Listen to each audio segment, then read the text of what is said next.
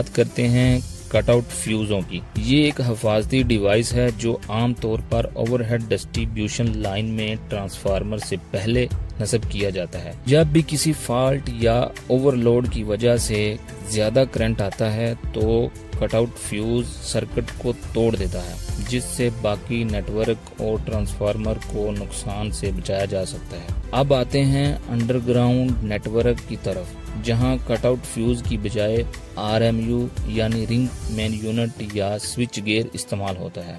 RMU ایک combined switching اور protection device ہے جو underground cable networks میں استعمال ہوتا ہے۔ اس میں مختلف سیکشن ہوتے ہیں جیسا کہ load breaker, switch, circuit breaker اور فیوز، جو نیٹ ورک کو فالٹ سے بچاتے ہیں اور بجلی کی ترسیل کو مینٹین رکھتے ہیں۔ یہ اوور ہیڈ لائن کے مقابلے میں زیادہ ریلائبل